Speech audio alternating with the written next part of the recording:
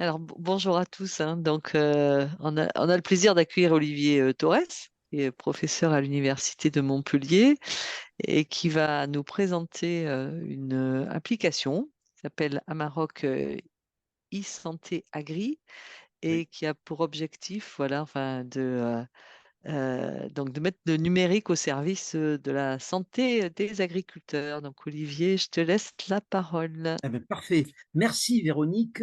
Et vous allez voir que ce n'est alors, certes, ça a l'apparence d'une appli, mais je définis Amarok e-santé agri comme un dispositif. Et un dispositif, c'est un ensemble d'actions coordonnées en vue d'une finalité. Et donc du coup, je vais d'abord prendre la main, si vous permettez. Alors, il faut simplement que je vois, voilà. Et alors, vous allez me dire, hop, si vous voyez ce que je souhaite projeter. Est-ce que vous voyez ce que je souhaite projeter? Dites-moi. Oui, C'est c'est bon pour bon. moi. Oui. C'est bon. Vous voyez Amarok? Là, c'est Oui, parfait. Très bien. Donc, alors moi je suis, économiste de formation, puis après j'ai, orienté mes préoccupations sur le management et puis maintenant l'entrepreneuriat. Mais si je devais me définir, avec un mot, je suis un PMiste. Voilà, je me suis toujours consacré aux PME, aux TPE. J'ai fait ma thèse de doctorat sous la direction de Michel Marchenet, qui a aussi travaillé sur les petites exploitations agricoles avec, Rastouin, à Gros, Montpellier. Et en tant que PMiste, forcément, je me suis intéressé à beaucoup de secteurs, dont l'agriculture, puisque vous le savez, c'est pas vous que je vais l'apprendre. Beaucoup d'exploitations agricoles sont même plus que des PME, ce sont des TPE, parfois même avec une personne qui travaille avec sa famille sans forcément avoir de salariés. Euh, mais les premiers travaux que j'ai conduits sur la santé partent d'un constat, c'est qu'on avait plus de statistiques sur la santé des baleines bleues que des entrepreneurs, parce que les entrepreneurs employeurs cotisent pour la santé au travail de leurs salariés, mais les services santé au travail ne se sont pas intéressés à eux. La loi de Zweig a créé une santé pour tous, entendez par là pour tous les salariés, et c'est très bien, il fallait commencer par les ouvriers, les salariés, mais quand on est à son compte, il n'y avait rien. Bon, bref, donc il n'y avait pas d'épidémiologie de la santé au travail des entrepreneurs. Donc, je me suis attelé à ce travail. J'ai bâti un programme doctoral à l'université de Montpellier dans le cadre du LABEX Entreprendre, à l'époque avec Karim Messeguem, maintenant Jean-Marie Courent. À ce jour, j'ai encadré et fait soutenir 11 thèses de doctorat sur stress des entrepreneurs, le sommeil. Hein. Est-ce que de la qualité du sommeil dépend l'efficacité entrepreneuriale? Alors, non seulement la réponse est oui, mais on est rentré dans le détail. On s'intéresse au risque de burn-out, au suicide, au stress. Là, je dirige une thèse avec moi sur les stratégies de récupération et on va faire la prochaine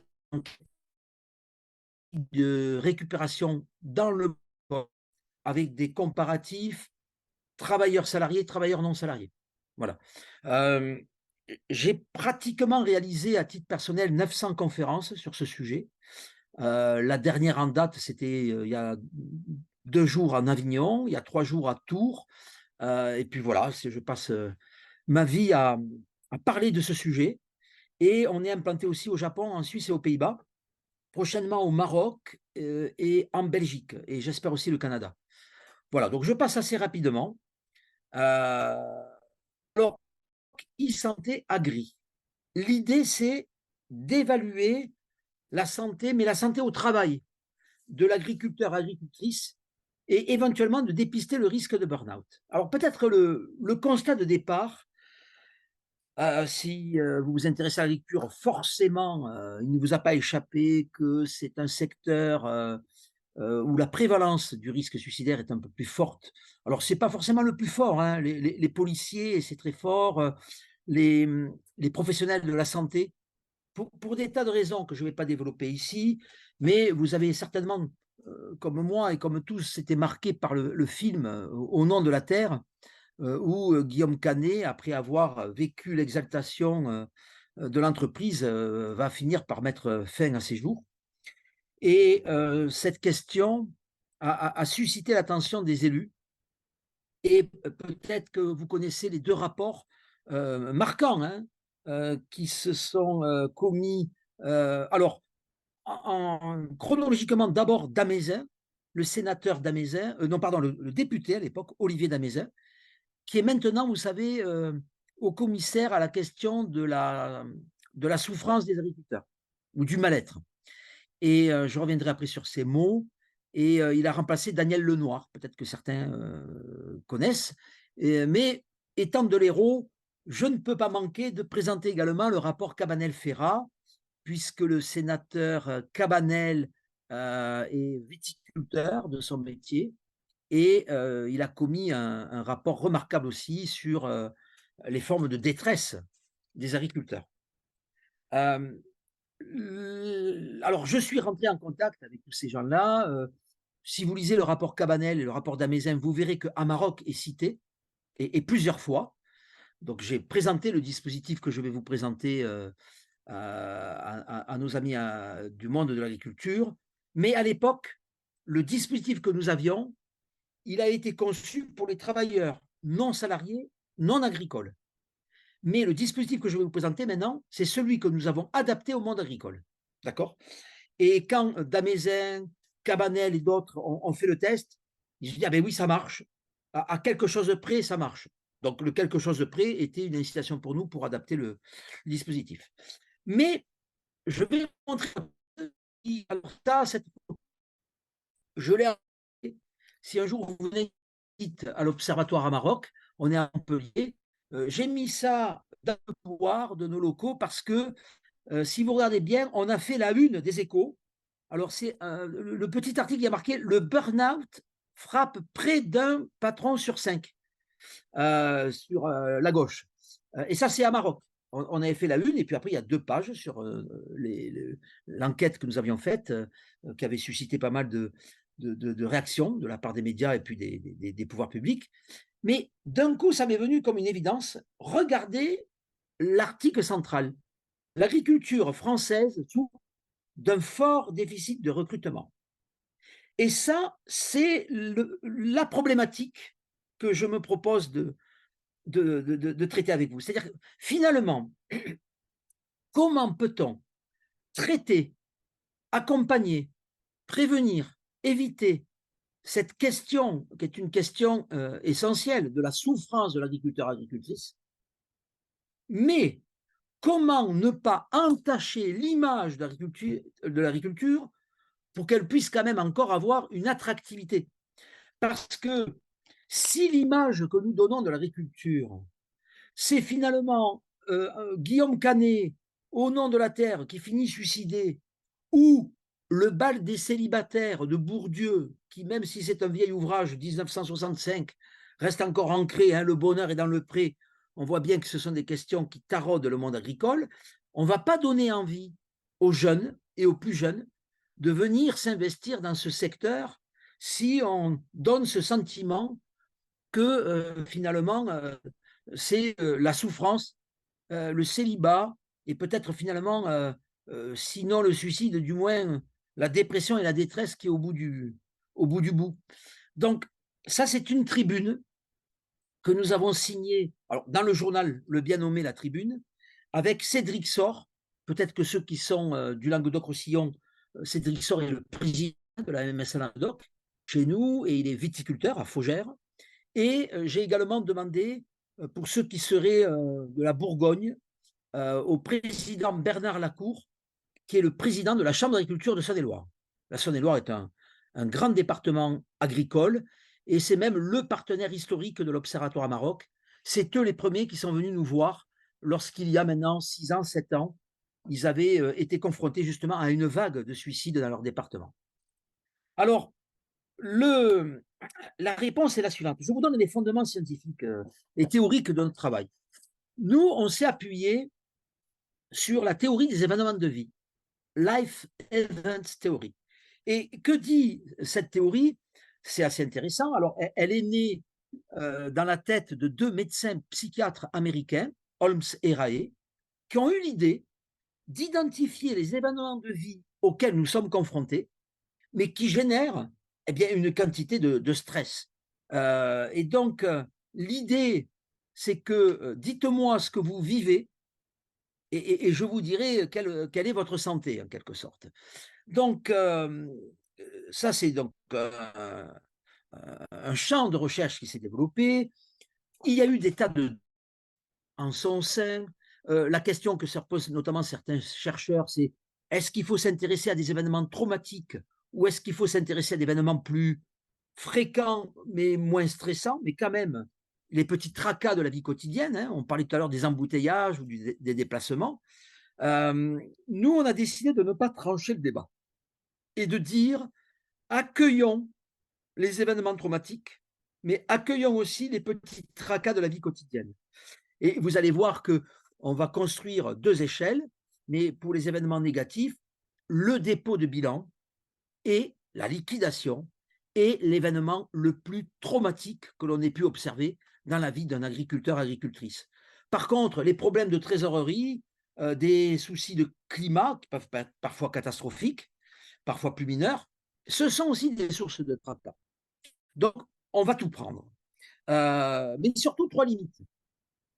Les échelles qu'on a identifiées s'intéressent en général plutôt aux événements de vie. Nous, ce qui nous intéresse, c'est d'ajouter aussi la vie au travail, qui, vous le savez, chez les agriculteurs, est un élément très identitaire. J'oserais même dire existentiel. Hein.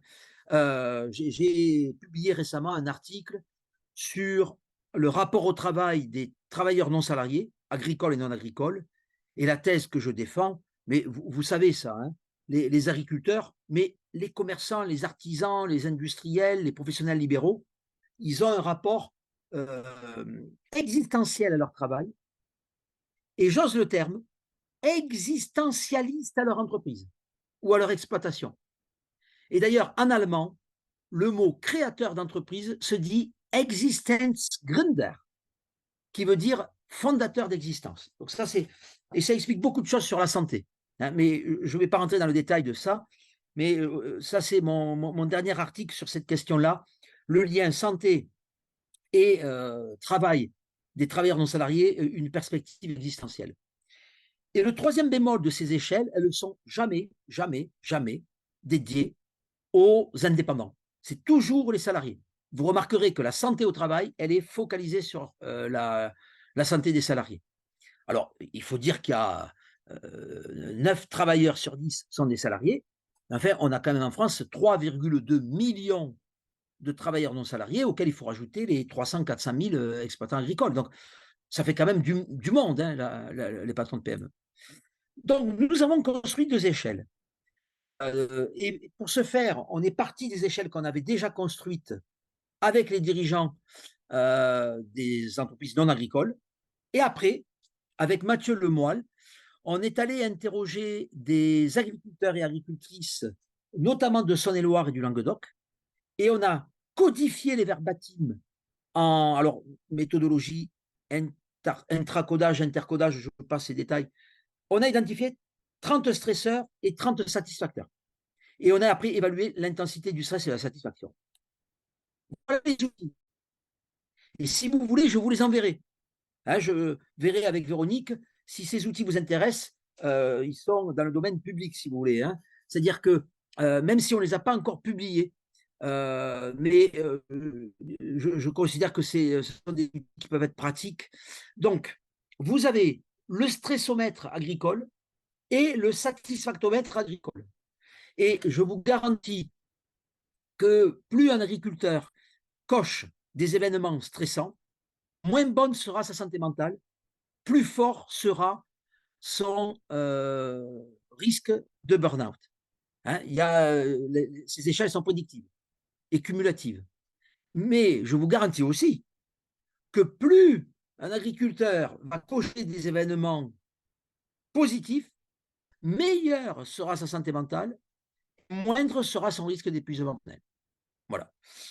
Là, on est en cours de publication, enfin, publication, on est en train de valoriser ça. On voudrait l'avoir sous forme d'article.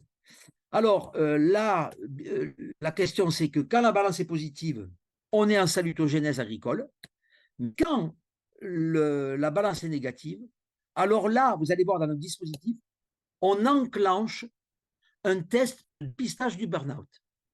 C'est-à-dire que nos agriculteurs nous disent, là, ben, ma balance est négative, c'est-à-dire que j'ai vécu plus d'événements stressants que satisfaisants. Alors, est-ce que c'est grave en soi? Non, je dirais que tout un chacun, même nous, enseignants-chercheurs, on peut très bien dire dans le mois, j'ai eu plus de soucis que de satisfaction, hein. Est-ce que pour autant on va droit au burn-out? Non. Mais il faut en avoir le cœur net. Donc c'est là où je disais, Véronique, nous sommes dans un ensemble d'actions coordonnées. C'est qu'on enclenche le test de dépistage du burn-out uniquement quand la balance est négative. Quand la balance est positive, au contraire, on va dire à l'agriculteur, très bien, vous éprouvez plus de satisfaction que de stress dans votre métier. Et c'est très important d'avoir aussi un message positif à avoir sur la condition d'existence des agriculteurs. Parce que vous verrez qu'il y en a, et de manière non négligeable, qui sont en balance positive. Donc, heureusement, tous les agriculteurs ne passent pas leur temps à se suicider. C'est une question éminemment dramatique.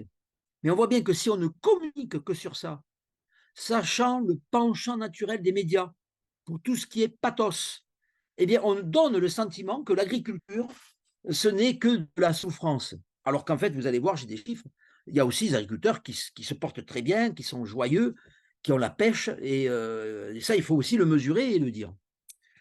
Et là, de trois choses l'une. La personne a fait son test d'épuisement, le niveau est faible, très bien. Il a été stressé, pour autant, il n'y a pas d'épuisement. Bon. Carré jaune, ok, il est stressé, il y a un niveau d'épuisement, mais rien d'alarmant non plus. Par contre, carré rouge ou orange, ben là, notre agriculteur a dépassé le cut-off que Pines considère comme plus problématique. Ça ne veut pas dire que la personne va tomber en burn-out le lendemain. Il n'y a pas une urgence d'intervention comme dans le cas de la crise suicidaire, hein. Mais on est bien en amont du processus. Donc, on est bien dans une logique de prévention. Voilà. Donc, j'ai fini la première partie de mon propos. Est-ce que maintenant, vous êtes d'accord pour que je vous présente le dispositif lui-même? Mais pendant que j'arrête le partage, si vous avez des questions, n'hésitez pas. OK pour le dispositif pour moi, en tout cas. Bon, je vous montre le dispositif et puis après, on a un petit temps d'échange entre nous. Il Donc, y a une hein? question de Ah, Jacques-Éric Vergès. Ouais, oui, Olivier, merci beaucoup pour ta présentation. C'est super, merci. super intéressant parce que moi, j'ai pas mal je connais pas mal d'agriculteurs autour de moi, hein, donc c'est ce genre de choses qui est vraiment très fort. On est bien loin de la pyramide de Maslow là-dessus. C'est ce que je voulais Ah, dire, quoi. D'une certaine façon, ce contrebalancement du positif, du négatif par le positif et les sept étapes. Voilà. Est-ce que tu t'en es servi quand même? Est-ce que c'est complètement finalement démodé? Est-ce qu'on n'est pas sur les mêmes cadres ou paradigmes entre ces différents outils? Comment parce que bon, nous en tant que responsables RH, hein, dans les projets qu'on a, on écoute ça pour les agriculteurs, mais c'est également des choses hyper importantes pour nous en tant que responsables RH. Voilà, comment tu nous joues le parallèle si c'est possible un petit peu, alors, si tu as non, des avis. c'est pas la pyramide de Maslow, c'est la théorie des événements de vie, hein, qui nous a inspirés. Oui. Mmh. Mais pour moi, la pyramide de Maslow est toujours d'actualité. D'ailleurs, je l'enseigne, mes cours de première année, que je fais depuis 37 ans parce que je suis un vieux prof, j'enseigne aux étudiants, aujourd'hui encore, hein, la pyramide de Maslow, le principe de la hiérarchisation des besoins est une notion très, très intéressante, hein. Là, je dirais que l'apport pour moi, c'est les travaux de l'Israélien Antonovsky, aujourd'hui décédé, qui fait un constat dans les années 80. Il dit, en santé au travail, on parle toujours d'aspects négatifs, hein, le stress, la surcharge, le burn-out, le boring out, le harcèlement, le suicide. Bon, mais il y a aussi des facteurs positifs. Et il va inventer ce terme de salutogénèse. Et aujourd'hui, il y a tout un ensemble de travaux, hein, très sérieux en psychologie de la santé, en médecine du travail, qui s'intéressent à identifier les facteurs positifs. Et donc, nous, on est équilibré dans la vision, c'est-à-dire que oui, il y a une souffrance, oui, il y a des facteurs pathogènes, oui, il y a des stresseurs, mais attention de ne pas regarder que ça, parce que sinon, vous donnez une vision tronquée du travail, parce que le travail peut être aussi une source de satisfaction, une source de joie, une source d'épanouissement et d'estime de soi. Hein. Donc voilà, notre approche, elle est équilibrée. Hein. Merci. Je passe à la suite. Oui, oui, parfait. Alors, je vais maintenant, un instant, voilà, je reviens, je reprends la main. Voilà. Dites-moi si vous voyez ce que je souhaite projeter. Alors, il y a marqué consentement et il y a Qu'est-ce tout ton bureau, quoi. Enfin, voilà. qu'il dit le mot? C'est quoi que tu as vu le mot? Consentement, Consentement. c'est ça. Consentement. Alors pourquoi notre dispositif commence par cette présentation qui donne tout sauf envie d'y aller? Pour 4 raisons. R, G, P, D. Ça vous dit quelque chose? Bon, donc vous avez compris que le dispositif qu'on a mis au point, il est estampillé avec la loi sur la protection des données individuelles. Ça reste entre nous. Ah ben non, si je suis enregistré, je ne vais pas le dire. Mais bon, disons Euh, que à un moment donné, mes collègues juristes, puisqu'on est dans la même faculté, m'ont dit oula, ça devient très technique. Ils m'ont dit il vaut mieux aller voir des experts. Donc on est allé voir le cabinet EY, Ernst Young, et ce sont les avocats EY qui nous ont accompagnés pour être estampillés RGPD. Donc voilà, donc vous imaginez une MSA, une chambre d'agriculture ou un syndicat, FNSEA. Nous avons comme partenaire l'UNEP, qui est l'Union nationale des entrepreneurs des paysages, qui relève de l'agriculture. Même si, pour nous, avec les chiffres qu'on a d'ailleurs, ils sont plus proches de la condition d'existence d'artisans, de chefs d'entreprise artisans que d'agriculteurs. Mais ils sont aussi dans notre panel. Donc, consentement. Et là, commence le dispositif.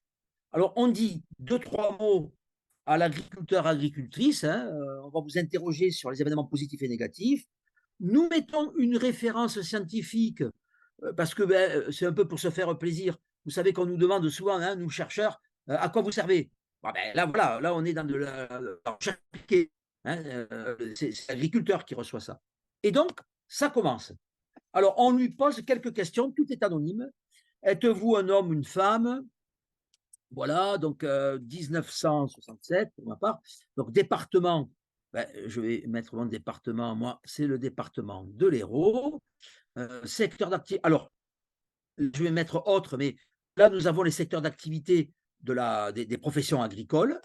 Voilà, j'ai mis autre parce que moi, je suis. Voilà. Et ma question fictive, mon travail et mon exploitation entreprise sont des éléments essentiels de mon existence. Eh bien, vous êtes bien assis.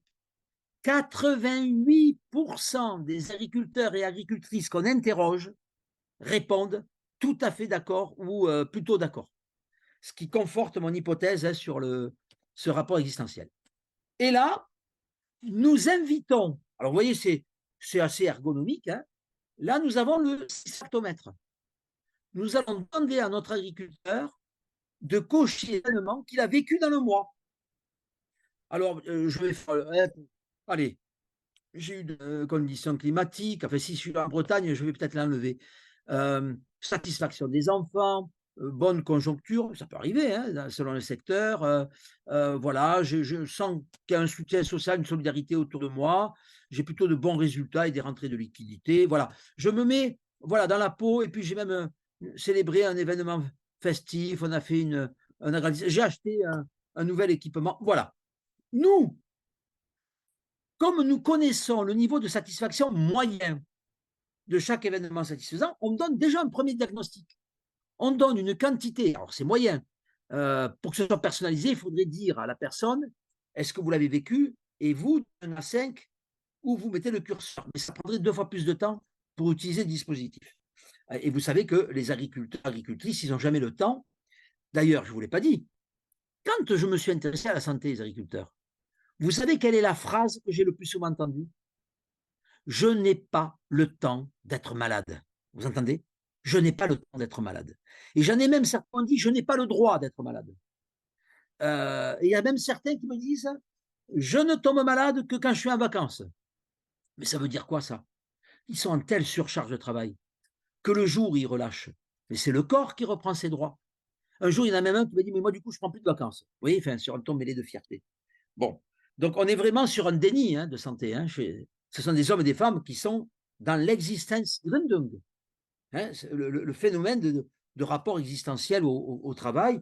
Et d'ailleurs, ce sera le titre de mon prochain livre, Existenzgründung. Je vais faire un tabac de librairie avec un titre pareil. Alors, là, on va inviter notre agriculteur, agricultrice, à cocher les événements stressants qu'il a vécus.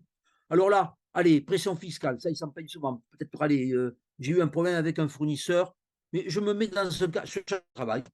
Ça, c'est le stresseur le plus fréquent. Et j'ai eu quelques soucis familiaux. Allez, je fais volontairement pas trop d'éléments. Donc là, je me retrouve avec une balance positive. Et là, ben, on va le dire à l'agriculteur. Alors, on ne lui envoie pas une caisse de champagne, hein, mais on va lui dire, voilà, on met des propos positifs et je ne sais pas s'il y a des psychologues qui nous écoutent, mais notre dispositif permet de mentaliser les sources de stress et de mentaliser les sources de satisfaction. Hein. Et c'est déjà une façon de réduire le niveau de stress. Hein. Par exemple, pendant le Covid, j'ai le vice-président d'Amaroc, qui est un chef d'entreprise, il voit des entrepreneurs et les entrepreneurs disent, oh, putain, je suis hyper stressé en ce moment. Bon, il pose des questions. Est-ce que tu as des problèmes de trésor? Non, avec le PGE, non. Est-ce que tu penses que tu vas déposer le bilan? Non, non, non, je ne vais pas déposer le bilan. Est-ce que tu as un conflit social avec des salariés, etc.? Non, je n'ai pas de conflit.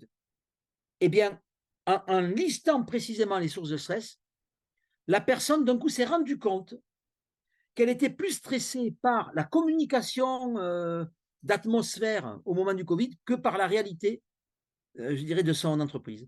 Eh bien, ça a réduit immédiatement le niveau de stress. C'est très important d'avoir des outils comme ça. Donc, OK, et puis, on va permettre à l'agriculteur de télécharger ses résultats, parce que nous, ce que nous disons à nos partenaires, c'est envoyer ce dispositif tous les 3 mois, ou à minima tous les 6 mois. Et là, l'agriculteur va pouvoir enregistrer ces données, c'est toujours anonyme, hein, mais est-ce que vous comprenez que là, et là je m'adresse aux économistes et à ceux qui s'intéressent à la gestion, on a offert un petit tableau de bord de management à nos agriculteurs. Parce que s'ils se rendent compte 3 fois dans l'année qu'ils ont par exemple coché problème de trésor, ou, oui, ça peut leur permettre de mieux prendre conscience de certains événements auxquels ils sont confrontés et sur l'impact sur la santé. Donc là, j'ai fait le cas d'un agriculteur qui allait bien. Mais, pour les besoins de la démonstration, permettez-moi de faire maintenant, allez, vous avez compris, hein, pour gagner du temps, mais vous avez compris le principe, je mets un agriculteur qui vraiment a cumulé beaucoup d'événements stressants. Là, la quantité de stress est bien supérieure, et cette fois-ci, vous l'aurez compris, la balance est négative. Notre agriculteur a éprouvé plus de stress que de satisfaction. Toujours la même procédure. On lui donne son tableau, on lui permet de télécharger les résultats, mais est-ce que vous voyez à présent quelque chose qui n'apparaissait pas tout à l'heure? Je vous écoute. Est-ce que vous avez vu quelque chose apparaître qui n'y était pas tout à l'heure? Exactement. Continuez le test. C'est pour ça que c'est un vrai dispositif. Hein. Il y a des choses qui s'enclenchent, qui sont coordonnées les unes aux autres. Donc là, on veut en avoir le cœur net. On a quelqu'un qui manifestement, dans sa vie au travail, est plus stressé que satisfaite de son travail. Pour autant, stressé, oui. Est-ce que cette personne est épuisée? On n'en sait rien. On va en avoir le cœur net. Donc, continuez le test. On redemande un consentement. Ne dites pas pourquoi, ce sont les avocats EY qui nous ont dit qu'il fallait le redemander. Et là, vous avez sous les yeux l'échelle qu'on utilise depuis 15 ans, nous, hein, qui est l'échelle de Pines, qui permet d'évaluer l'épuisement au travail. Voilà. Trois avantages à cette échelle. Premier avantage, elle est courte. Deuxième avantage, elle est facile à comprendre. J'ai jamais un agriculteur qui m'a dit je ne comprends pas vos questions. Et troisième avantage, Vous savez qu'en matière de burn-out, l'OMS a tranché, ce n'est pas une maladie, c'est un phénomène lié au travail. Il y a des tas de débats qui fait qu'il n'y a pas de consensus aujourd'hui. En revanche, là où il y a un consensus qui se dégage, c'est pour dire que le burn-out commence plutôt par l'épuisement émotionnel. Et l'intérêt de cette échelle, c'est qu'on est vraiment sur un diagnostic d'épuisement émotionnel, et cognitif et mental. Mais c'est vraiment l'épuisement, au sens. Parce que nous, le problème, c'est que le mot burn-out, on l'a traduit en épuisement. Mais le problème, c'est que l'épuisement n'est qu'une des dimensions du burn-out. Alors ça, c'est un peu un truc, mais bon, je passe, c'est un détail. Donc là, on a vraiment une échelle préventive. Et rappelez-vous les rapports Ferrat-Cabanel, rapport d'Amezen, c'est bien la prévention qui est importante. Et je pense que l'écosystème agricole doit se doter d'outils de prévention. Vous avez Agri-Écoute, c'est super. J'ai toujours dit que la MSA était en avance par rapport au RSI, qui était le Registre social des indépendants pour les non-agricoles. Mais Agri-Écoute, c'est vraiment un dispositif anti-suicide, avec des gens qui vont repérer des sentinelles, comme on dit. Bon, nous, on est vraiment en amont de l'amont. Hein. On s'adresse même aux agriculteurs qui ont la pêche. Donc, vous voyez, la communication qu'on va envoyer, ce n'est pas attention, si vous n'allez pas bien, faites ce test. Le message va devenir positif. D'où ma problématique. Hein. C'est-à-dire qu'on va traiter la souffrance sans altérer l'attractivité du secteur agricole.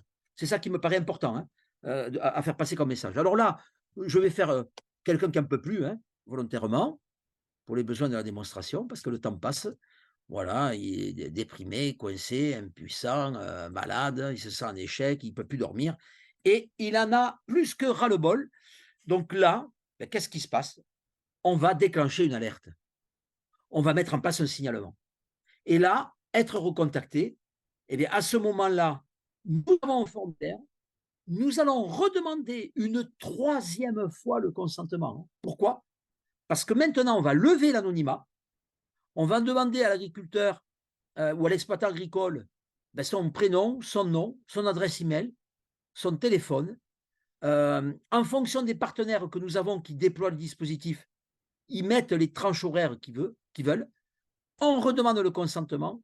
Et là, je n'appuie pas sur le bouton, parce que si j'appuie sur le bouton, c'est Laure Chancelme, psychologue de l'Observatoire Maroc, je crois qu'elle est présente avec nous, qui va recevoir l'alerte. Et là, elle va appeler l'exploitant agricole. Et là, il va y avoir ce qu'on appelle un colloque singulier. La personne va parler, elle va vider son sac, comme on dit, et tous les cas d'espèce. Il y en a, c'est parce qu'ils ont des problèmes personnels, d'autres, ils ont des problèmes avec l'administration, d'autres, ils ont des problèmes, peu importe. Mais ça permet à la personne d'avoir un professionnel de l'écoute. Et les taux de satisfaction que nous avons sont quand même très, très élevés en termes de satisfaction. Voilà, j'ai terminé la démonstration. Peut-être, si vous me donnez encore juste un instant, j'aimerais vous montrer quelque chose qui est... alors, attendez, je vais... Vous me permettez 3 Oui, oui, secondes? Voilà, vous allez voir, ça va aller très vite. Est-ce que vous voyez ce que je souhaite projeter? ça arrive. C'est bon. Résultats nationaux? Oui. Eh bien, à ce jour, le dispositif, dans le monde agricole, hein, nous avons déjà réalisé 1192 balances, ce qui a occasionné 524 dépistages de burn-out, hein, et ça a entraîné 104 déclenchements d'alerte. Bon, ce que nous appelons la politique de la main tendue. Alors, plusieurs choses. D'abord, quand il y a le déclenchement d'alerte, combien saisissent la main tendue? Parce qu'une main tendue, c'est bien, mais une main saisie, c'est mieux. Eh bien, on est à 60%. Et pour nous, c'est très, très, très satisfaisant. Hein, parce qu'au début, quand on est rentré dans le monde agricole, beaucoup de gens nous ont dit « Oula, les agriculteurs, ce n'est pas des causeux, c'est des taiseux. » Eh bien, détrompez-vous. D'abord, on a un peu plus de sensibilité pour répondre à ce dispositif chez les agriculteurs que chez les non-agriculteurs. Et on a un déclenchement de main saisie qui est légèrement plus élevé. on est à 55% chez les commerçants artisans industriels, on est à 60% chez les agriculteurs. Mais là où je veux vous montrer l'intérêt du système de reporting pour nos partenaires, c'est que, alors, hop, ah oui, alors attendez, je vais là mettre le bon identifiant. Donc, et là, je vais mettre 22.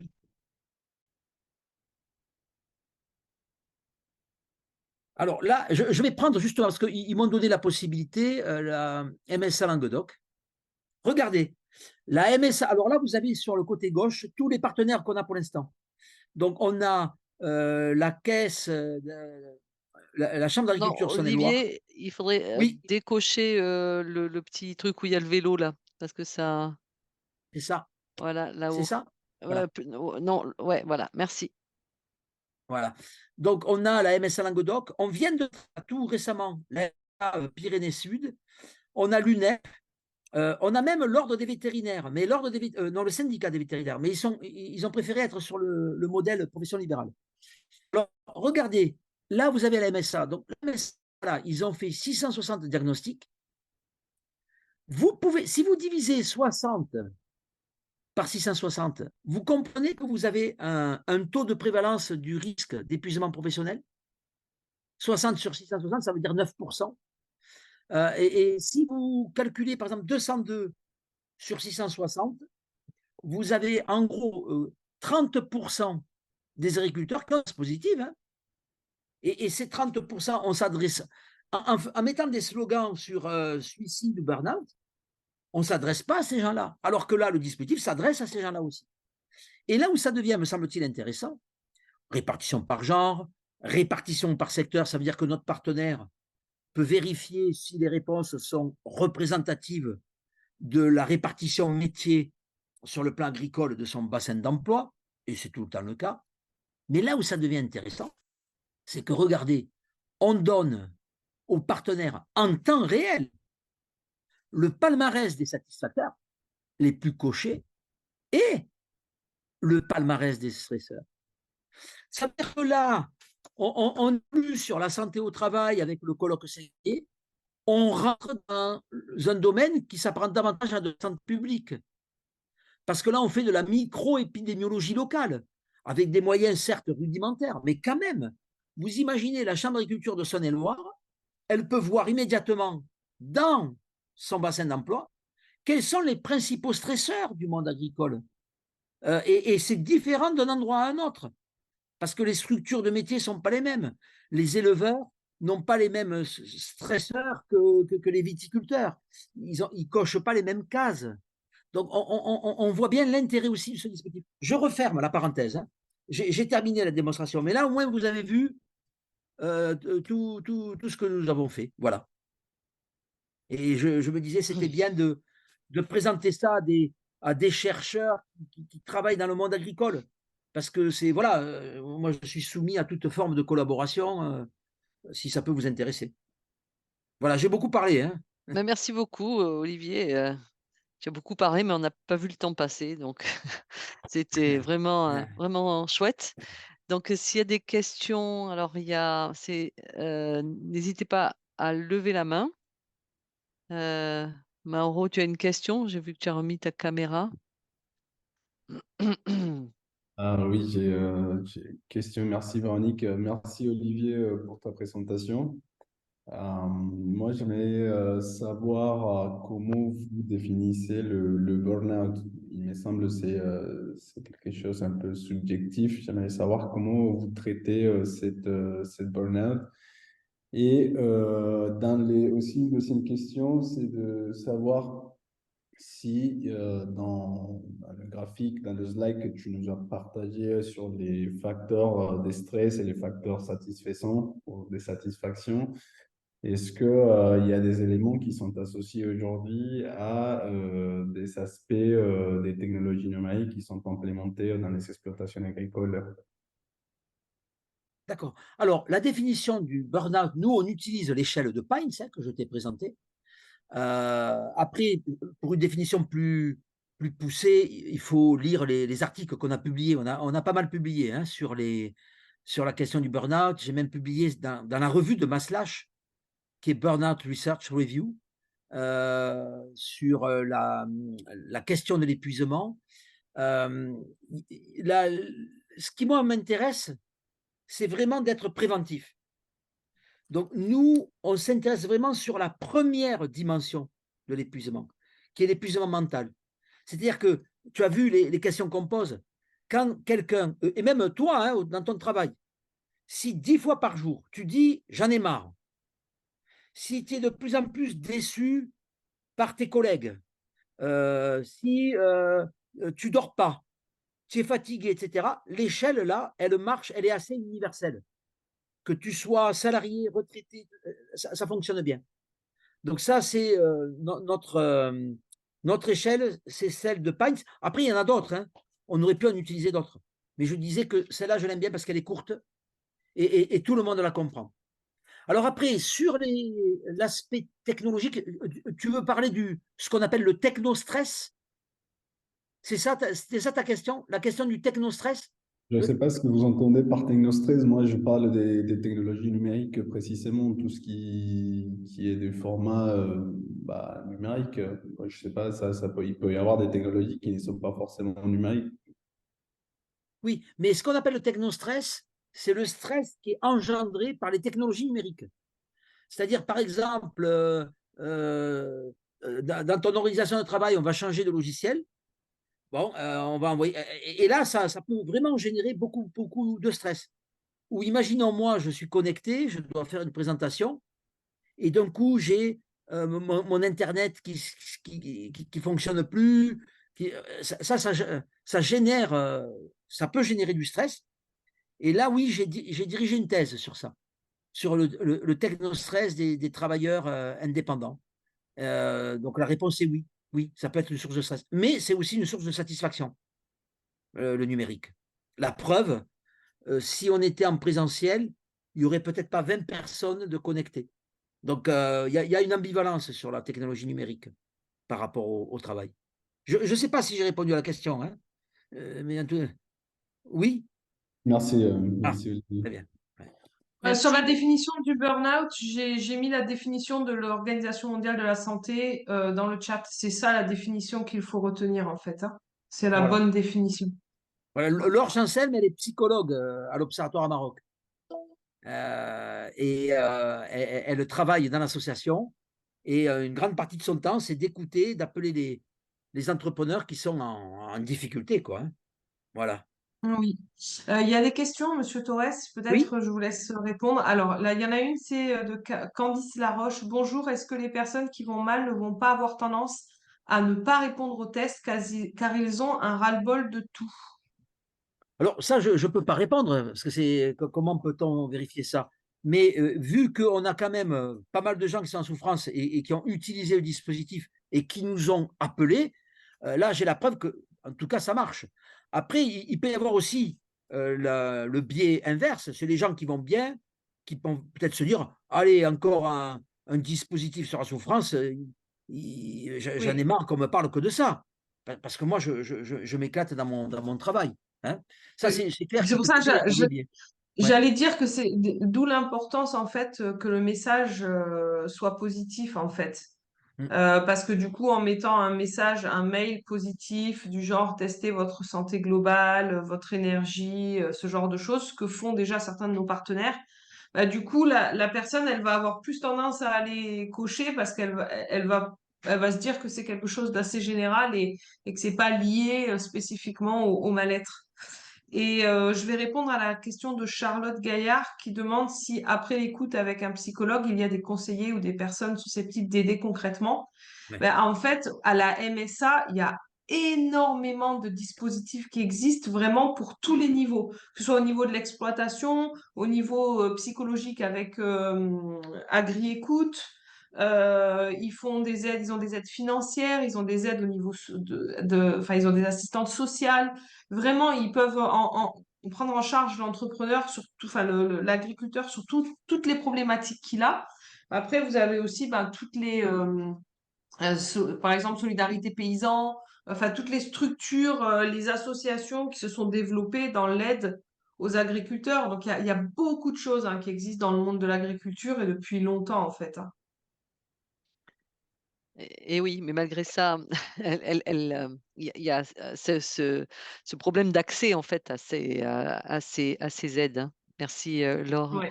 Il y avait Mhm. Candice qui avait relevé la main. Alors comme, on avait Oui, répondu à une question, peut-être, je vous donne la oui, parole merci en beaucoup. premier. Mhm. Bah déjà, merci beaucoup pour votre présentation et je me demandais comment les chambres d'agriculture, elles diffusent du coup votre outil et comment elles en parlent aux agriculteurs. Moi, je travaille à la chambre d'agriculture de région de France. Bon, je m'occupe juste de la filière apicole, mais voilà, ça m'intéresse beaucoup de savoir comment vous arrivez à capter autant d'agriculteurs. Alors, je vais répondre en partie, peut-être Laure rajoutera. Pour l'instant, on est au tout début hein, du monde agricole. Hein. Pour l'instant, on a 4 partenaires. La Chambre d'agriculture de Saône-et-Loire, partenaire historique, l'UNEP, et puis 2 MSA. Il va y en avoir peut-être d'autres. Et après, si vous pensez que ça peut être intéressant pour votre chambre d'agriculture, mettez-nous en contact avec votre directeur ou directrice générale et président, et on leur fera une démonstration à distance sur le dispositif. Après, ils le mettent en place ou ils ne le mettent pas en place. Mais ça fonctionne bien. Hein. Et après, le coût, parce que moi, en tant que chercheur, ce que je fais, c'est un partenariat. C'est-à-dire que moi, je ne veux pas que l'utilisation de ce dispositif soit un coût trop élevé pour le partenaire. Mais par contre, je ne veux pas que ça soit gratuit non plus. Parce que si c'est gratuit, ça n'a pas de valeur. Alors, du coup, en général, pour une chambre, on demande 3 000 euros sur l'année, ce qui, de vous à moi, hein, n'a jamais été un enjeu de refus de la part d'une MSA ou d'une chambre. Hein. Et on leur demande d'inscrire un partenariat sur 3 ans et de participer. Tous les 6 mois, on fait des réunions avec les utilisateurs pour faire évoluer le dispositif, parce qu'on veut que ce soit collaboratif et coévolutif, et ça fonctionne très bien. Donc, si vous pensez que ça peut être utile, moi, je ne savais pas trop le public qu'il y aurait hein, aujourd'hui. Hein, voilà, je ne sais pas vos métiers respectifs, mais si vous pensez que ça peut être utile pour la chambre d'agriculture de votre territoire, ben, mettez-nous en contact. Voilà, ça fonctionnera comme ça. Olivier Damézin, qui est le nouveau, vous savez, il est haut commissaire sur la mission mal-être. Quand je lui ai présenté au Salon de l'Agriculture et à Daniel Lenoir le dispositif, et qu'il avait déjà vu en tant que député, il m'a dit, mais c'est ça qu'il faut faire. C'est ça. Parce qu'il a quand même conscience de l'importance de l'attractivité du secteur. Et ce qui, moi, me paraît très important, c'est de traiter la souffrance, mais de communiquer sur quand même le fait que dans l'agriculture, il y a aussi des hommes et des femmes, vous l'avez vu, hein, plus de 30% qui ont des balances positives. Et puis, quand ils ont plus de stress que de satisfaction, ils ne sont jamais que, entre guillemets, hein, 9 ou 8,5% à être en risque d'épuisement. Les autres ne sont pas épuisés pour autant, vous voyez. Ils sont très résilients, hein, nos agriculteurs, hein, vous le savez. Hein. Merci. Donc, voilà. Donc là, c'est l'aspect pratique hein, pour Ah oui, pratique. voilà, Oui. c'est très bien. Donc c'est mélangé chercheurs et puis enfin des praticiens plutôt, Mais hein, c'est très des bien. opérationnels, voilà. C'est très, très bien. Flore Barcellini, chercheuse, donc je te donne la parole. Je crois qu'il y a Jean qui avait levé la main avant moi. Ah, pardon, il a disparu, Jean, de mon radar. Alors Jean, excuse-moi. Ah oui, je sais pas, tu as baissé ta Non, il main n'y a du pas de coup. souci, c'est parce que Alors j'avais vas-y, Jean, levé, j'ai pardon. rebaissé parce que la question était partiellement Ok. répondue, mais je peux peut-être quand même aller très rapidement. Déjà, merci beaucoup pour la présentation, c'est très intéressant. Merci. C'est la question qui rejoignait un peu le comment on agit derrière. Il me semble que ça ressemble plus à un système pour détecter des gens, pour les amorcer vers autre chose. C'est ça. Voilà, ça a été répondu, je pense, par exactement. Laure C'est un pour dispositif. voilà. Oui. Voilà, qui vise exactement vraiment à ça. C'est un détecter et dispositif. après pour ça. enclencher des choses. Oui. Oui. Et J'imagine que c'est pour les justement. partenaires, c'est intéressant d'identifier en fait les gens Exactement. qui se déclarent comme en C'est ça. situation de tension. Oui, c'est ça. Et vous avez raison, puisque 60% des mains tendues sont des mains saisies. Donc, c'est bien un dispositif. C'est-à-dire que la finalité, c'est de répertorier, d'identifier ceux qui seraient éventuellement en souffrance Mais j'insiste sur le diagnostic positif. Je considère que de dire à un exploitant agricole, eh bien, en gros, bravo, si j'ose dire, enfin, voilà, ce que vous vivez, sur ce que vous avez déclaré en tout cas, c'est positif. Vous éprouvez de la satisfaction dans votre Mmh. travail. Et moi, Cédric Sort, qui est le président MSA, quand il a testé lui-même, avant de le faire tester à tous ses ressortissants, il était en balance positive. Moi, il me dit, mais moi, ça m'a fait du bien d'avoir une objectivation de l'état de bien-être dans lequel j'étais. Parce que ça me confortait aussi dans le fait que Mmh. j'étais en bien-être. Vous voyez ce que je veux dire? Je reviens sur l'idée de mentaliser les sources. De même, si vous voyez ce qui est la source de votre bien-être, la politique, c'est de dire, ben, faites durer le plaisir. Hein. Olivier, peut-être Oui. il y a 4 questions encore. Ah, oui, alors ça, Alors, on ne veut Merci. pas trop dépasser. Donc, Non, je non. repasse la parole à Flore. Après, il y aura Karine. Ok, Et puis, on a deux questions dans le chat que je ok, poserai après. d'accord. Merci beaucoup. Donc, Flore Barcellini, je suis professeure des universités en ergonomie au CNAM. Très bien. Donc, voilà. Donc, en partie, on traite en partie des questions de santé au travail, pas complètement Ouais. dans le secteur agricole. Donc, merci pour votre présentation. J'aurais plein de questions. Je vais essayer de pas toutes les poser. Peut-être un commentaire général. Alors, j'ai raté le début, donc je vous prie de m'excuser. J'ai l'impression que l'outil que vous proposez, en fait, il a vraiment plusieurs fonctions. Oui. Et un peu mélangé, une fonction de dépistage, une fonction de prévention, une fonction de monitoring de l'état de santé sur des territoires, Mmh. et peut-être d'autres. Oui. Donc Mmh. voilà, alors est-ce qu'on peut tout faire avec un seul et même outil? Ça, je ne sais pas, c'est vraiment une question ouverte. Oui, ben oui. Et la question qui m'interpelle plus, c'est, enfin j'en ai deux, c'est son positionnement par rapport à des... Donc si on se dit que c'est un outil de monitoring des conditions de travail et de l'état de santé des agriculteurs, comment il se Un positionne? dispositif. Un dispositif, j'insiste. Ouais. Oui. Alors, comment ça se positionne par rapport à d'autres dispositifs comme les enquêtes de la DARES sur les conditions de travail ou des dispositifs de suivi type Everest de la santé au travail? Oui. Est-ce que vous l'avez travaillé ou pas? Si c'est un dispositif, je reviens sur aussi le modèle de la santé, le modèle du travail qui est embarqué. Donc, vous avez fait des choix très forts quand vous évoquez l'échelle que vous avez mobilisée. Vous évoquez le fait que le travail est un facteur de construction de la santé et Oui. pas de dégradation. Ça, on est tout à fait d'accord. Ça fait 50 ans que les ergonomes le répètent et le montrent. Donc ça, tout à fait d'accord. Mais il me semble que le modèle de la santé et de ce qui va potentiellement générer une dégradation de la santé au sens large, physique, psychique, et un peu mécaniste. Alors, je sais bien que c'est plus facile à transposer dans un outil, mais voilà. Oui. Donc, il y a une question sur comment vous positionnez votre dispositif par rapport aux enquêtes existantes sur la santé et voilà, comment on pourrait éventuellement enrichir le modèle du travail et de la santé au travail qui est embarqué dans le logiciel. Oui. Alors, la DARES ou Everest, ce sont des questionnaires, hein, donc une vocation surtout peut-être épidémiologique et analytique, mais sauf erreur de ma part, je ne suis pas sûr que lorsque la personne répond au questionnaire, il y ait quelque chose qui s'enclenche et qu'on lui propose, si on détecte quelque chose, d'être appelé. Je ne pense pas. Bon, donc quand même, c'est complètement différent. C'est vraiment un dispositif. Et après, sur les aspects le modèle embarqué, certainement qu'il y a des sous-jacents même qui peuvent m'échapper, parce qu'effectivement, le regard des autres permet de voir des choses que des fois, nous, on ne voit pas. Après, pour rentrer peut-être plus dans le détail, je peux moi toujours vous envoyer quelques articles qu'on a publiés où là, je pense que peut-être dans le propos, il y a plus de nuances que là, une présentation d'un quart d'heure. Avec plaisir. Voilà, en tout cas, Ok. ce qui est clair, c'est qu'il y en a qui saisissent à main tendue. Voilà. Merci Ouais. Olivier. Alors, je vais passer la parole à Oui. Karine et après, j'ai 2 autres questions, donc il va falloir faire Ok. des réponses courtes. Je suis Oui, désolée et ok. des Alors, Non, questions non, mais courtes et aussi. la question courte aussi. ça va aller très vite. Merci beaucoup. C'est très inspirant. Donc, Karine Gauche, enseignant-chercheur en sciences de gestion et directrice adjointe de Digitag. Ah, très bien. Moi, j'avais une question par rapport aux études statistiques qui sont déjà faites sur l'agriculture, donc dans Agreste.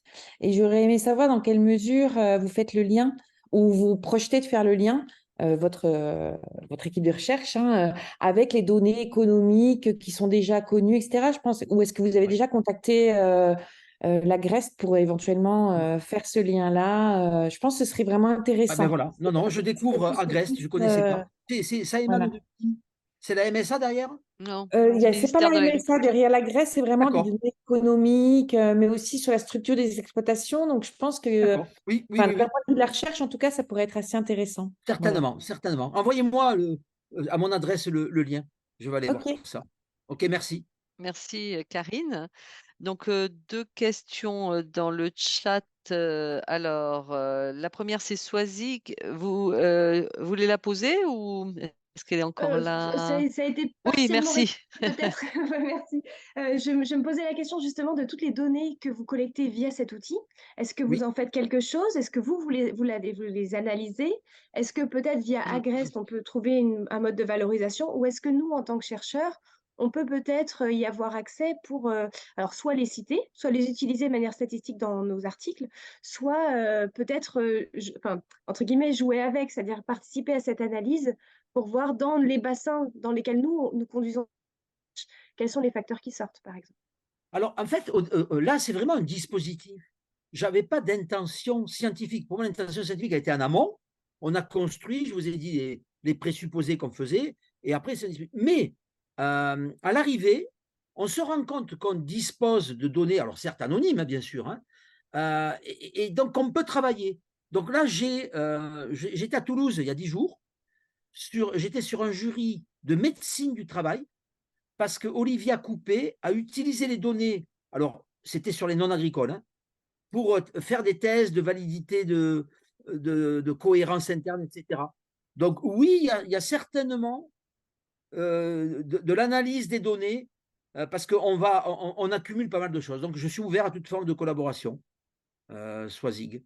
Très bien. Et donc, dans Super. l'Observatoire à Maroc n'a pas cette vocation-là. Ah, si, l'Observatoire Maroc, c'est une association que j'ai créée qui a une double vocation, scientifique et sociétale. Donc, scientifique, diriger des thèses, écrire des articles, des livres, enfin voilà, on a toute une activité, mais l'idée, c'est aussi de changer un peu l'ordre social. Quand j'ai créé ça, il n'y avait rien alors sur les agriculteurs un peu, mais sur les autres, il n'y avait rien. La santé, c'était, j'ai pas le temps d'être malade, quoi. Voilà. Et Super. aujourd'hui, il y a l'article 23 de la loi Lecoq-Grandjean. Ils nous ont écoutés et on a joué un rôle. Voilà. Très bien, merci beaucoup. Merci Olivier. Alors, la dernière question qui est inscrite, c'est Inès. Est-ce que tu veux la poser, Inès? Ou je la lis? Je peux, hein, c'est Vas-y, comme tu vas-y. veux. Bonjour, merci beaucoup pour cette présentation. Merci. Oui, moi je voulais savoir si vous avez fait le lien avec des moments de vie des agriculteurs et notamment le moment de la transmission des exploitations, Oh, qui me paraît un moment assez clé oui, voilà, dans cette notion bien sûr. d'existentiel que vous, Oui, oui, oui, oui, oui. que vous avez Alors, évoqué. je réponds rapidement. Vous savez quelle est la théorie que nous, professeurs d'entrepreneuriat, on mobilise dans la transmission? La théorie du deuil. Vous entendez? La théorie du deuil. Les spécialistes de la transmission d'entreprise c'est pour vous dire à quel point mon hypothèse existentielle, elle est fondée. Hein, si c'est un deuil, bon. Et nous avons là travaillé les données agricoles là, récemment. Et en fait, le rapport existentiel est plus fort chez les jeunes que chez les plus anciens. Comme si les anciens, avec l'âge et la sagesse, prenaient un peu plus de recul. Et d'ailleurs, en général, il y a un peu moins de risque d'épuisement chez les anciens que chez les jeunes. Parce que je pense qu'il y a des phénomènes d'apprentissage et d'ancienneté.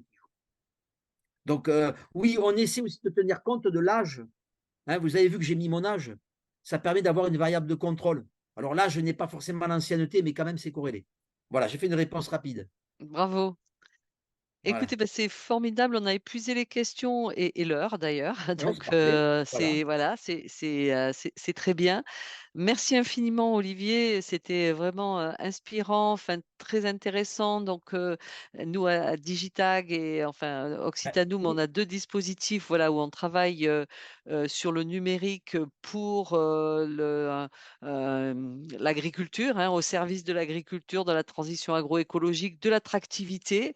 Et là, bah, tu nous montres aussi un outil numérique qui permet en fait de mettre en lumière certaines parties qui peuvent faire l'attractivité ou pas du métier d'agriculteur. Donc, c'est vraiment très, très, très intéressant.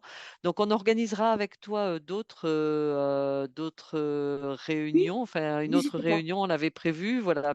Peut-être avec moins de chercheurs ou d'autres chercheurs qui n'étaient pas disponibles aujourd'hui. Et en tout cas, on mettra sur notre site internet l'enregistrement de ce jour. Ah oui, Voilà. oui. Je te reprends, Véronique, parce que tu l'as dit à 2 reprises. Ce n'est pas un outil numérique, c'est un Ah, c'est vrai. dispositif. J'insiste. Le numérique, pour moi, est très secondaire parce que parfois, au bout du bout, c'est un être humain qui appelle On est un autre être d'accord. humain. Et c'est Laure ou c'est notre pool de psychologues. Tu vois, à dire que c'est un outil numérique, je trouve, c'est très bien les outils Non, non, numériques, mais hein, c'est mon, mais c'est mon c'est défaut. c'est plus. Oui, c'est ça, c'est parce que tu es Et de toute digitag. façon, l'outil Voilà, numérique, il s'inscrit toujours dans une organisation. Enfin, il bouscule tellement de exactement. tout que Oui, voilà, ça oui. devient un système. Ouais, ouais, Très pour moi, c'est bien, un ou un dispositif. Ouais, c'est ça. dispositif. Eh ben, Merci très bien. beaucoup. Ça te permet d'avoir le mot de la fin. Retenez ça, c'est un dispositif. Voilà. Voilà. Bon, À très merci bientôt. de vos questions. Merci de votre présence à tout le monde. À Voilà. Et bientôt. n'hésitez pas à nous contacter si vous jugez ça utile. À bientôt. Au revoir, Au hein. revoir. Merci, Merci merci Merci. à tous, au beaucoup. Merci revoir.